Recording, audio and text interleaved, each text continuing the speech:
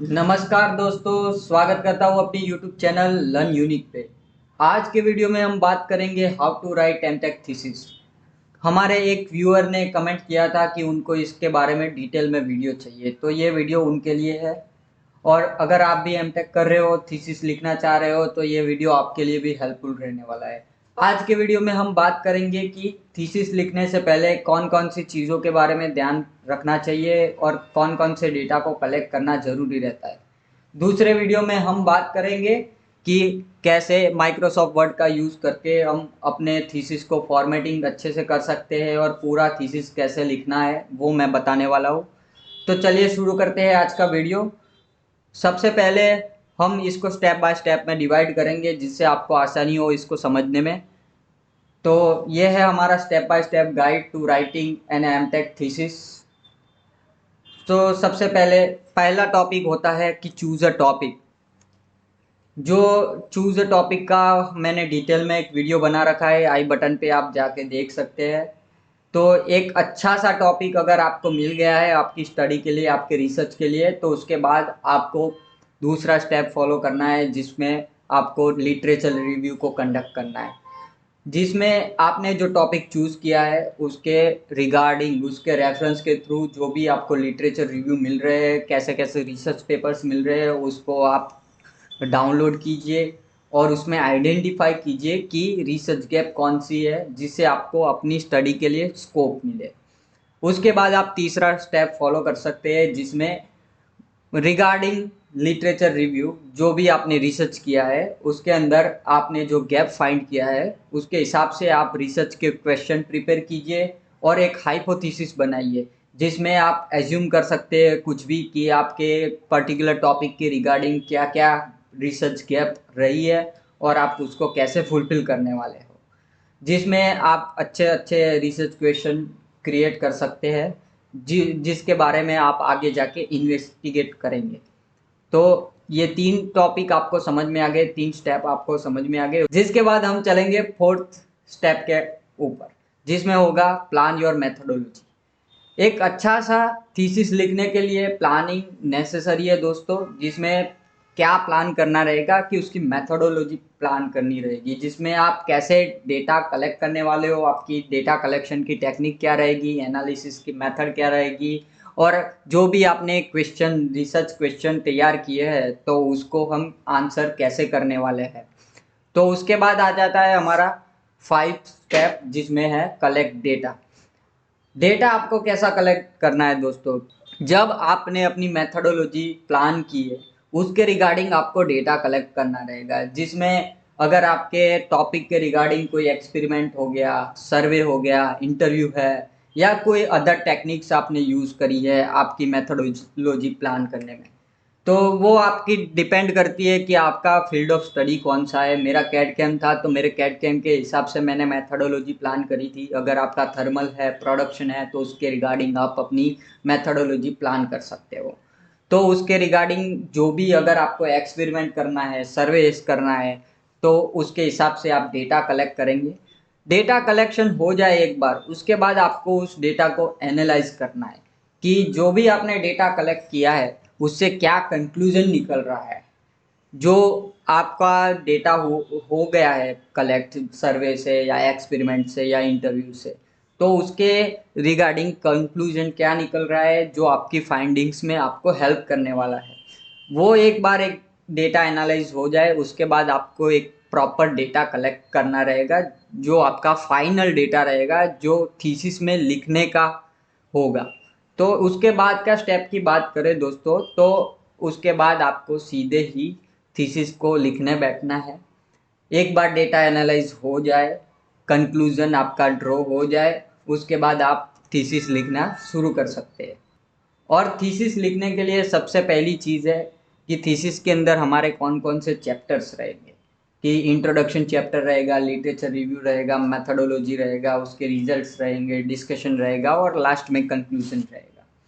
और ये सारी चीज़ें आप एक बार लिख दो अच्छे से, उसके बाद आपको दूसरी बार उसको रिवाइज करना है, उसको एडिट करना है। ये चीज़ मल्टीपल टाइम रहेगी क्योंकि इस इस चीज़ को करने से आपका स्ट्रक्चर अच्छा रहेगा, आपकी फॉर्मेटिंग अच्छी रहेगी, आपको ग्रामर की मिस्टेकें जो होगी वो मिलेगी, आप उसको सॉल्व करोगे और उसके बाद आपको जो लास्ट में फाइनल रिजल्ट मिलेगा वो एरर फ्री रहेगा। उसके बाद आप इस थीसिस को एक बार अपने गाइड्स को दिखा के चेक करवा सकते हैं कि आपकी थीसिस कंप्लीट है कि नहीं, आपकी फाइंडिंग के अकॉर्डिंग आपने रिसर्च की है तो वो ठीक ठाक है कि नहीं। आपके गाइड अगर कुछ चेंजेस करने के लिए बोले तो आपको फिर से उसको रिवाइज करना है और नेसेसरी चेंजेस करके, नेसेसरी रिवीजन करके वो फीडबैक को फुलफिल करना है। और कुछ एडिशनल चीज़ें हैं, एडिशनल टिप्स है जो मेरी तरफ से है कि मैं आपको देना चाहता हूँ कि आप अगर एमटेक की थीसिस लिख रहे हो तो कुछ चीज़ें आप पहले से ही ध्यान में रखो, तो आपको बहुत कुछ फ़ायदा हो सकता है इससे। सबसे पहला है कि start early to avoid last minute rush. अगर आपको थीसिस लिखना है, अगर आप एमटेक कर रहे हो तो आप जितना जल्दी उसको शुरू करोगे उतना ही अच्छा रहेगा आपके लिए, उतना ही टाइम रहेगा आपके पास उसमें मॉडिफिकेशन करने के लिए, चेंजेस करने के लिए। कई बार ऐसा होता है कि आपने जो भी फाइंड किया है वो आपके टॉपिक को अच्छे से फुलफिल नहीं कर पा रहा, तो आपको फिर से शुरुआत करनी रहेगी। अगर आपके पास टाइम होगा तो आप वो बेटरली कर पाओगे। तो पहला मेरा टिप यही है कि स्टार्ट अर्ली। उसके बाद दूसरा आप ये चीज़ कर सकते हो कि break down the writing process into a manageable parts. मतलब उसको ब्रेक कर दीजिए डिफरेंट डिफरेंट पार्ट्स में, डिफरेंट डिफरेंट टाइप्स में। कि सबसे पहले आप ये रिसर्च करोगे, उसके बाद डेटा कलेक्ट करोगे, डेटा कलेक्ट करने के बाद डेटा एनालाइज करोगे। ये करने से आसानी रहेगी आपको कि हर एक टाइम के पीरियड में आप पर्टिकुलर चीज़ पे ध्यान दे पाओगे, अच्छे से फोकस कर पाओगे, तो आपका जो भी पर्टिकुलर टास्क होगा अच्छे से फुलफिल हो पाएगा। उसके बाद आपके गाइड को बार बार जाके उनसे फीडबैक लीजिए कि आपने जो भी काम किया है वो ठीक ठाक चल रहा है कि नहीं, उसमें कुछ इम्प्रूवमेंट चाहिए कि नहीं। वो आपको जो भी गाइड करे, जो भी फीडबैक दे, आप उसको इम्प्रूव कीजिए, इम्प्लीमेंट कीजिए अपने थीसिस के अंदर। तो क्या है, लास्ट में आपको बहुत सारी एरर्स नहीं मिलेगी, आपको बहुत सारे प्रॉब्लम को फेस करना नहीं पड़ेगा। उसके बाद एक नेक्स्ट टिप है कि use appropriate referencing style and citation. जो भी आपकी यूनिवर्सिटी है वो दोस्तों आपको थीसिस लिखने के लिए एक फॉर्मेट प्रोवाइड करेगी, तो इसका भरपूर यूज़ कीजिए, क्योंकि अगर आपने उसकी थीसिस के गाइडलाइन फॉलो किए तो आपके बहुत अच्छे चांसेस है कि आपको अच्छे मार्क्स मिले, आपकी थीसिस अच्छी दिखे और यूनिवर्सिटी उसको अच्छे से एक्सेप्ट कर ले। और साइटेशन की बात करूँ तो लास्ट में हमको थीसिस के एंड पे रेफरेंसेस लिखने होते हैं, तो वो आप जिन जिन रिसर्च पेपर को आप वो कर रहे हो, रेफरेंस कर रहे हो, तो उसको आप साइड में दूसरा एक एक्सेल शीट बना दीजिए जिसमें रेफरेंस के तौर पे साइड कर दीजिए कि आपने ये रिसर्च पेपर यूज़ किया है, इसका ये रिसर्च पेपर इन लोगों ने लिखा है, कब लिखा है, क्या टॉपिक है उसका। तो लास्ट में जब रेफरेंस पेज लिखने को आएगा तब आप ये एक्सेल शीट को उठा के उधर आप कॉपी पेस्ट कर सकते हो, बहुत सारा टाइम बच सकता है आपका।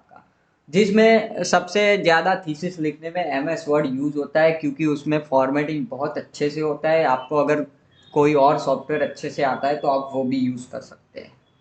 और सबसे मेन चीज़ दोस्तों कि एमटेक थीसिस का टाइटल एकदम अच्छा, यूनिक और अपने जो भी फाइंड कर रहे हैं उसके रिगार्डिंग रिफ्लेक्ट करे ऐसा टाइटल लिखना चाहिए। तो ये कुछ टिप्स थी मेरी तरफ से, आपको एमटेक थीसिस लिखने में बहुत ही हेल्पफुल रहेगी अगर आप इसको यूज़ में लेते हो तो फिलहाल के लिए मैं इस वीडियो में इतना ही कुछ बताना चाहता था। मैं दूसरे वीडियो में आपको एमएस वर्ड पे लाइव बैठ के कैसे थीसिस पूरा फॉर्मेट करना है, ऑटोमेट कैसे करना है, वो सब सिखाऊंगा। तो बने रहिए हमारी चैनल पे और good luck with your MTech thesis. अगर आपको अभी लिखने का चल रहा है आपका सेशन तो आप लिखिए अच्छे से। मैंने जो चीज़ें बोली है वो अगर आप रेफरेंस के तौर पे लेते हैं कि इसको पार्ट में डिवाइड करो और हर एक पार्ट का रिजल्ट दूसरे पार्ट से कनेक्ट करो, तो लास्ट में आपके पास फ्रूटफुल रिजल्ट रहेगा, फ्रूटफुल डेटा रहेगा। तो थैंक यू सो मच ये वीडियो देखने के लिए। और आशा करता हूँ कि आपको वीडियो में ये समझ आ गया होगा कि एमटेक थीसिस लिखने का जो कॉन्सेप्ट है उससे पहले काफ़ी सारी चीज़ें हैं जो आपको ध्यान में रखनी चाहिए, क्योंकि अगर आपके पास अच्छा डेटा रहेगा तो आप आसानी से एमटेक थीसिस लिख पाओगे। तो चलिए दोस्तों, इसी के साथ वीडियो को एंड करते हैं और मैं मिलता हूँ आपको नेक्स्ट वीडियो में, जिधर मैं आपको MS वर्ड में लाइव दिखाऊंगा कि कैसे थीसिस लिखी जाती है। तब तक के लिए धन्यवाद।